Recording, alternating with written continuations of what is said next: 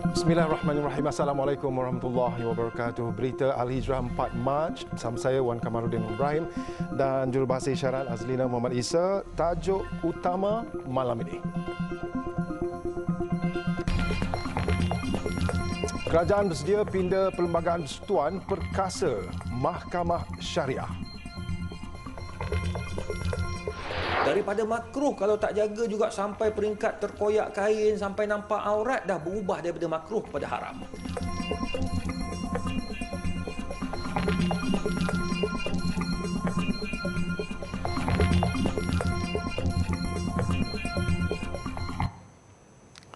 Kerajaan bersedia meminda beberapa peruntukan dalam Perlembagaan Persekutuan bagi menghentikan konflik membabitkan bidang kuasa Mahkamah Sivil dan Syariah.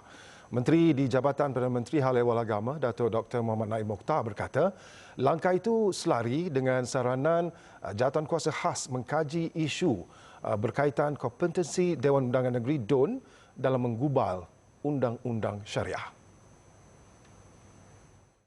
Bagaimanapun pengesyoran itu hanya akan dilakukan sejurus mendapat perkenan Majlis Raja-Raja MRR. Sekiranya syur dan kajian tersebut membawa kepada keperluan untuk pindaan dibuat kepada mana-mana perlembagaan persekutuan dalam konteks ini, dan apabila proses pengesyoran itu dibawa ke Majlis Raja-Raja mendapat perkenan dan kemudian akan dibawa ke Kabinet, dan kalau itulah yang menjadi penghalang kepada ke arah usaha untuk memperkasakan Mahkamah Syariah dan bagi mengelakkan sebarang bentuk konflik yang berlaku di antara Mahkamah Sivil dan Mahkamah Syariah, dan sudah tentu Kabinet akan mempertimbangkan dan akan terus bawa ke Parlimen untuk syur berkaitan dengan pindaan.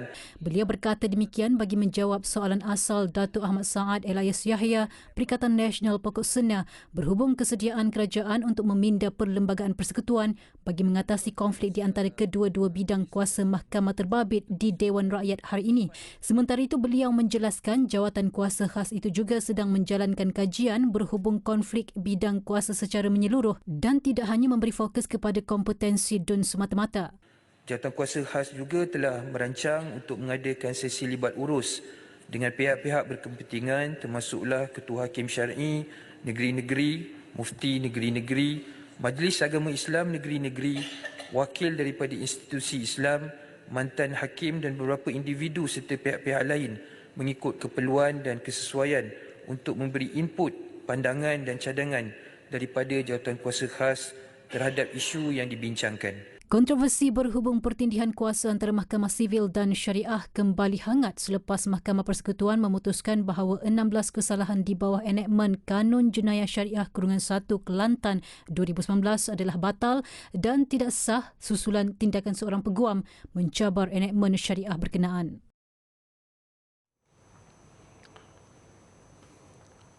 Sultan Kedah Sultan Salahuddin Sultan Badli Shah menggesa kerajaan menyemak semula struktur Mahkamah Syariah seperti sistem hierarkinya bagi memberi keadilan kepada pihak terlibat. Dan baginda turut bertitah jawatan Hakim Mahkamah Syariah juga perlu ditambah baik bagi memastikan kedudukannya standing dengan sistem yang diaplikasi di Mahkamah Sivil.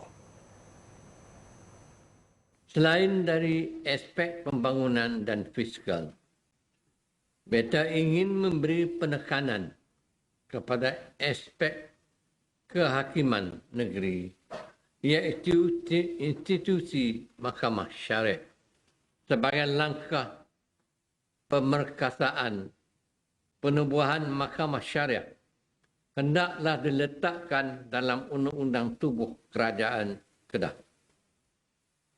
Sebagaimana Mahkamah Sivil tersebut dengan jelas di dalam Perlembagaan Persekutuan. Sultan Salahuddin bertitah demikian sempena istiadat perasmian pembukaan sidang Dewan Undangan Negeri DUN Kedah bagi mesyuarat pertama penggal kedua hari ini. Baginda juga mahu Mahkamah Syariah menjadi institusi penting setaraf dengan kedudukan Islam sebagai agama persekutuan di negara ini. Baginda dalam pada itu mahu usaha pemerkasaan tersebut dapat disegerakan demi memartabatkan ketinggian institusi Mahkamah Syariah khususnya di negeri Kedah. Sementara itu, Sultan Salahuddin turut memberi peringatan kepada ahli DUN untuk memahami peranan sebenar sebagai penggubal undang-undang agar tidak menyimpang daripada matlamat asal. Sementara itu, beberapa enactment berkaitan agama Islam di Negeri Sembilan akan dipindah. Yang di-Pertuan Besar Negeri Sembilan Tuanku Muhriz, Tuanku Munawir bertitah. Pindaan itu melibatkan enactment Pentadbiran Agama Islam Negeri Sembilan 2003, enactment Mahkamah Syariah Negeri Sembilan 2024 dan enactment Undang-Undang Keluarga Islam Negeri Sembilan.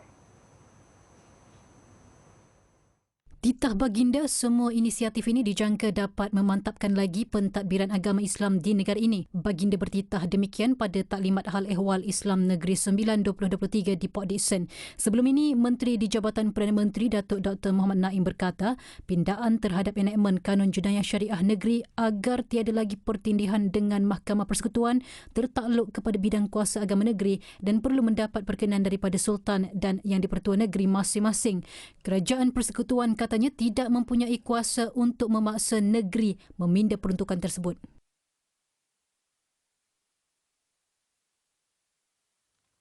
Sunat untuk mencium Hajarul Aswad namun dalam situasi yang sesak, ia bukan suatu perkara yang baik untuk dicuba.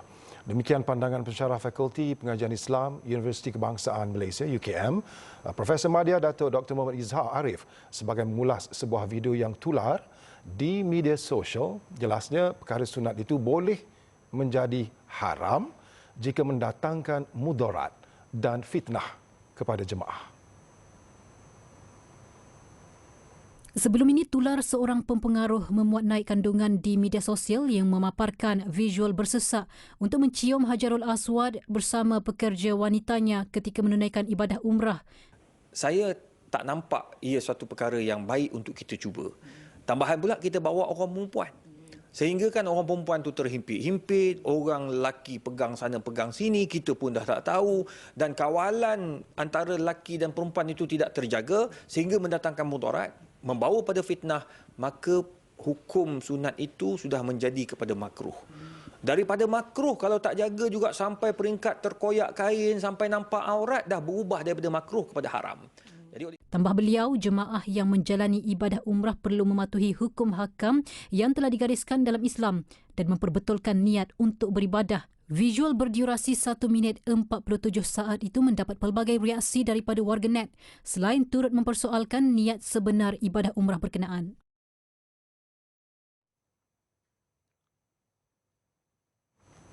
Malaysia bersedia membuka semula siasatan berhubung insiden kehilangan pesawat MH370 yang berlaku hampir sedekad lepas sekiranya wujud bukti baharu dan kukuh.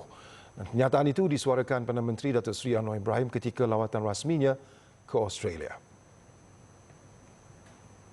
If there are compelling case, evidence that need to be reopened, we will certainly be happy to reopen, because I don't think it's an issue of a tactical or technical issue. It is an issue of affecting lives of people, and whatever need to be done must be done. Sidang media bersama Perdana Menteri Australia Anthony Albanese di Melbourne itu mendahului mesyuarat pemimpin tahunan Malaysia-Australia ALM kedua yang buat julung kalinya berlangsung secara bersemuka antara pemimpin dan pegawai tinggi kedua-dua negara sejak diperkenalkan pada 2021. 8 Mac ini adalah ulang tahun ke-10 tragedi kehilangan pesawat malang itu yang dilapor hilang daripada radar ketika dalam perjalanan dari Kuala Lumpur ke Beijing. Sementara itu, Malaysia memperkukuh kerjasama dua hala bersama Australia menerusi bidang tenaga boleh diperbaharui, teknologi hijau, digital serta keterjaminan makanan. Datuk Seri Anwar bagaimanapun berkata, pendidikan kekal menjadi keutamaan dalam meneroka kerjasama selanjutnya dalam hubungan Malaysia dan Australia. Perdagangan dua hala juga terus diperkukuh memandangkan Australia kekal sebagai rakan dagang ke-10 terbesar di samping minat pelabur serta syarikat Australia terhadap Malaysia semakin berkembang.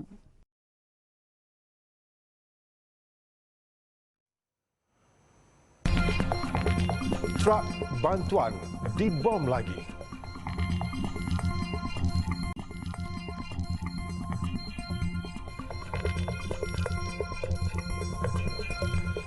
Seorang lelaki warga Singapura yang bersembunyi di dalam but belakang sebuah kereta ditahan ketika pemeriksaan masuk di bangunan Sultan Iskandar BSI Johor Bahru pada 13 Disember tahun lalu. Lelaki berusia 50-an itu ditahan pada jam 3.30 petang hasil pemeriksaan terhadap sebuah kereta Perodua My V yang dinaiki dua wanita tempatan berusia 20-an. Pengarah Kastam Negeri Johor Aminul Izmir Muhammad Suhaimi berkata hasil siasatan mendapati lelaki itu datang ke Malaysia untuk bekerja dan dua wanita tempatan berkenaan adalah kenalannya. Okey, difahamkan dia tiada permit dia ataupun pasport dia lah untuk dia masuk ke Malaysia, untuk masuk bekerja di sini Malaysia. Dia mengupah dua orang wanita tu untuk bawa dia masuk dalam 3,000 Sing dolar. 3,000 Sing dolar. Sing dolar kan? Betul. Dua orang. Dia share. Lepas tu dipahamkan bahawa kereta tu dia berat belakang dia, mendak sikit. Jadi pegawai kami yang prihatin nak pastikanlah, minta dia, kami buat pemeriksaan di dalam, kami tak jumpa apa-apa, buka belakang tu baru kami jumpa. Beliau berkata demikian pada sidang media di Kompleks Penguatkuasaan Kastam Sungai Pulai, Gelang Patah, Johor. Menurut Aminul Izmir, soal siasat mendapati lelaki itu pertama kali menyeludup masuk ke negara lain kerana tidak mempunyai pasport disebabkan masalah perundangan di Singapura. Ketiga suspek telah dituduh di Mahkamah Johor Bahru di mana dua wanita yang bertindak sebagai pengangkut migran dituduh di bawah Seksyen 26 Akta Atip Som 2007. Manakala lelaki warga Singapura dituduh di bawah Akta Imigresen 1959-63 dan telah selesai menjalani hukuman penjara 3 bulan. Lelaki terbabit juga telah diusir pulang ke Singapura pada pertengahan bulan lalu.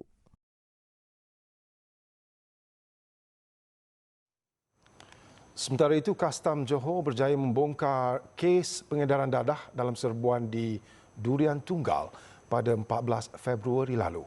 Dalam serbuan berkenaan, seorang suspek ditahan bersama 14 kg dadah bernilai lebih RM500,000 yang dibawa bersama bungkusan gula. Hasil pemeriksaan, kenderaan tersebut telah menjumpai satu karung berwarna merah di but kenderaan yang mengandungi 19 bungkusan coklat yang terdiri daripada 3 bungkusan disyaki gula seberat 3 kg, 2 bungkusan disyaki perkursor jenis barium sulfate seberat 2 kg dan 14 bungkusan disyaki dadah jenis methamphetamine seberat 14 kg. Dalam sidang media sama, Aminul Izmir memaklumkan JKDM Johor berjaya merampas 2.35 juta batang rokok kretek dan rokok putih dianggarkan bernilai 1.018 juta ringgit termasuk duti serta cukai di sebuah premis di Shah Alam Selangor pada 9 Januari lalu. Modus operandi kes ini adalah dengan menjadikan premis perniagaan sebagai tempat penyimpanan rokok yang belum diluluskan kastam dipercayai diimport dari luar negara. Usaha bagi mengesan pemilik premis giat dijalankan dan kes disiasat mengikut Seksyen 135-1-D Akta Kastam 1967.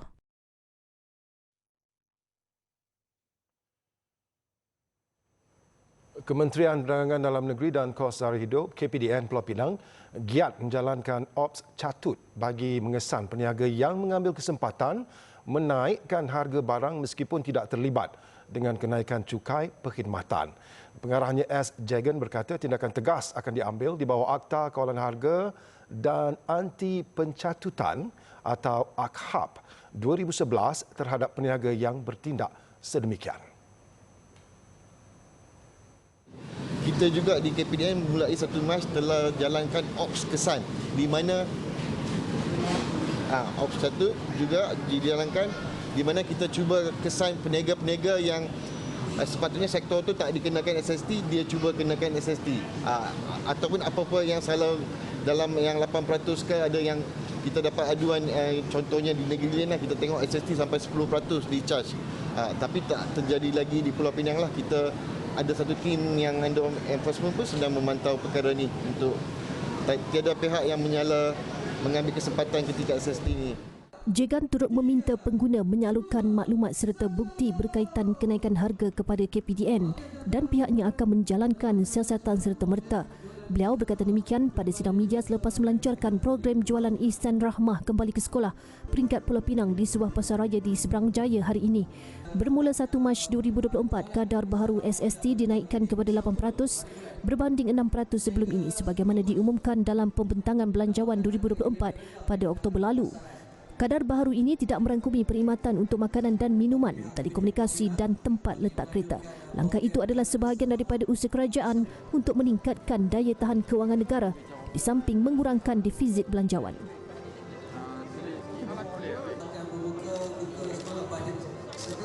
Guru tidak boleh sewenang-wenang menyalahguna media sosial, termasuklah memuat naik bahan berkaitan isu dalaman sekolah. Menteri Pendidikan Fadlina Siddiq berkata mana-mana guru yang didapati melanggar garis panduan berkaitan penggunaan platform tersebut akan disiasat sebelum tindakan selanjutnya dikenakan. Kita pantau dari semasa ke semasa dan kita minta untuk guru-guru juga sama-sama untuk memastikan garis panduan itu dipatuhi. Ya? Mesti dipatuhi garis panduan tersebut kerana ia telah pun kita laksanakan dan memang dalam radar pemantauan kita. Fadlina berkata demikian ketika diminta mengulas berhubung saranan Kesatuan Perkhidmatan Perguruan Kebangsaan Malaysia NUTP yang meminta KPM menguatkuasakan undang-undang bagi mengekang tindakan guru yang memuat naik bahan berkaitan isu dalaman sekolah di media sosial. Presidennya Aminuddin Awang berkata penguatkuasaan itu bagi mengelak impak negatif terhadap institusi pendidikan negara. Terdahulu, Fadlina merasmikan Majlis Convocation College Vocational KPM kali ke-8 tahun 2023 di Universiti Sains Islam Malaysia USIM Nilai Negeri 9. Convocation yang berlangsung selama 6 hari bermula 29 Februari lalu hingga esok menyaksikan seramai 6,616 graduan daripada 31 program berjaya menamatkan 4 tahun pengajian masing-masing di peringkat diploma di 80 buah kolej vokasional di seluruh negara. Jelas Fadlina, kadar kebolehpasaran graduan KV kini telah mencapai 98%, di mana lebih 70% mendapat tempat di sektor tertentu sebelum convocation. KPM juga komited untuk memenuhi keperluan sektor tertentu termasuklah industri otomotif, kenderaan elektrik, teknologi hidrogen dan kecerdasan buatan AI selaras hala 7 negara untuk memperkasakan bidang tersebut.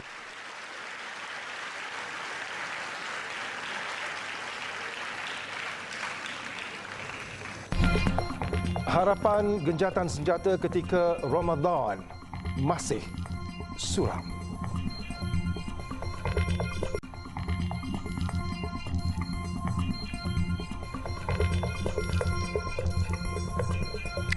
Zionis meneruskan kekejamannya dengan mengebom lagi truk yang membawa bantuan kemanusiaan. Dalam serangan semalam di Deir al-Balah, 9 rakyat Gaza terbunuh.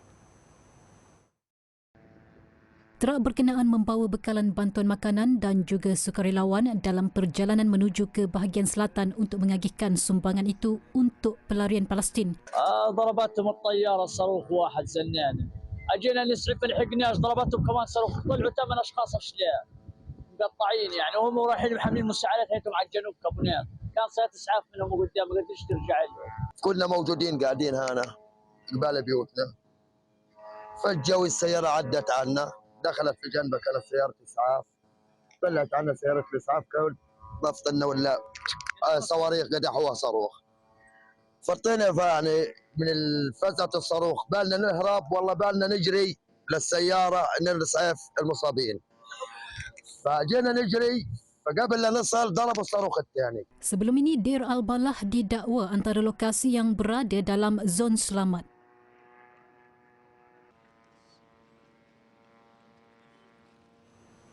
Dalam pada itu, angka kematian rakyat Palestin selepas hampir 150 hari perang terus meningkat kepada 30,534 orang.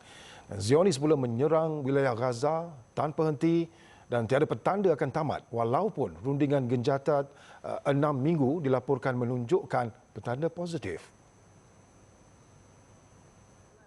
Dalam tempoh 24 jam ini lebih 100 orang maut. Rafah paling teruk dibedil. حرام عليهم يوقفوا هذه الدماء يوقفوها ليش هذا الدم ليش ببيدوا فينا قولوا لنا بدنا نبيدكم مره واحده يرموا لنا قنبله واحده وخلصونا مره واحده اما يشربون حسره فيش مكان آمن. مين قال لك رفح آمنة؟ فيش مكان آمن. كل يوم قصف، كل يوم قصف، كل يوم قصف. فيش مكان آمن. Zionis kerap melakukan serangan ketika rakyat Gaza sedang tidur. Kanak-kanak paling ramai menjadi mangsa.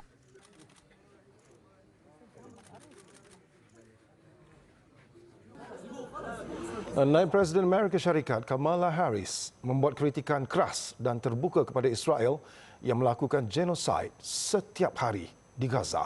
Dan Harris juga berkata negara haram itu tidak melakukan apa-apa untuk meredakan malapetaka kemanusiaan itu.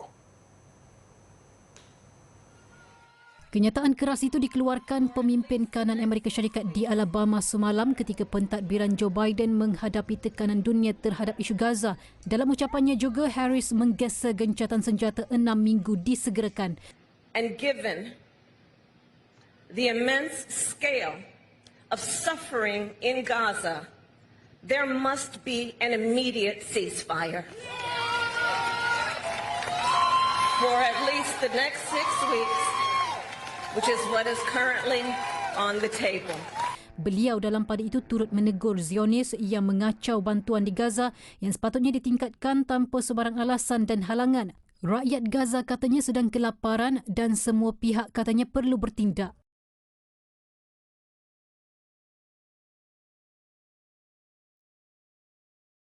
Dan perang di Gaza berpotensi mencetuskan konflik yang lebih meluas di Timur Tengah. Menurut Pesuruhjaya Tinggi Hak Asasi Manusia, Volker Turk berkata, situasi di Gaza ketika ini sudah teruk dan telah pun merebak ke negara jiran.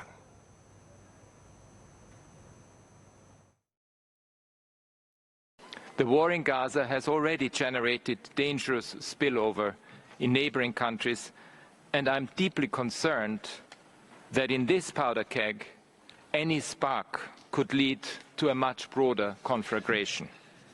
This would have implications for every country in the Middle East and many beyond it.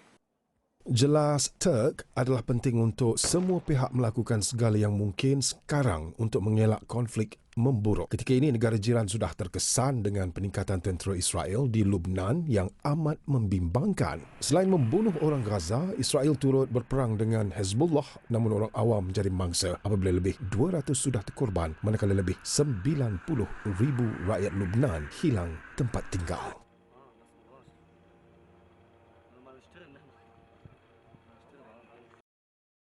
Duta Palestin ke Malaysia, Walid Abu Ali, ragu-ragu bahawa tentera rejim akan menghentikan serangan di Gaza ketika umat Islam bakal menyambut Ramadan minggu depan. Beliau dalam pada itu berharap gencatan senjata tanpa syarat dan segera di Gaza dapat dikuatkuasakan bagi memberi laluan kepada koridor kemanusiaan buat rakyat Palestin. Ramadan is the holy month of Ramadan, Sha'ban is before Ramadan, and Rajab is after Ramadan. So things will never change on the ground. Regardless of the holy month of Ramadan, Israelis will continue striking. They will continue their attacks against our innocent Palestinians, whether it is Ramadan or it is not Ramadan. Beliau ditemui pada sidang media bersama Pertubuhan Mai Aqsa.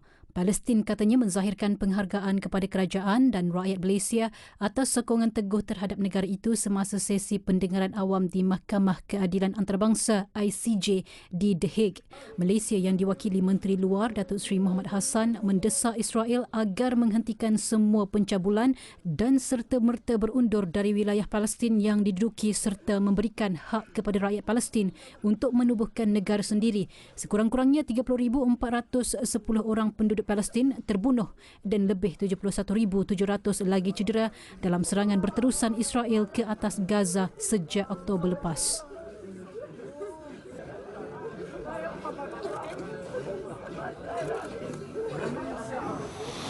Baik, laporan itu tadi menutup berita Al-Hijrah untuk malam ini. Saya Wan Kamarudin Wan Ibrahim dan jurubahasa isyarat Azlina Muhammad Isa. Satukan ummah dengan ilmu bagi memperkasa Malaysia Madani. Assalamualaikum warahmatullahi wabarakatuh. Jaga diri. Selamat malam.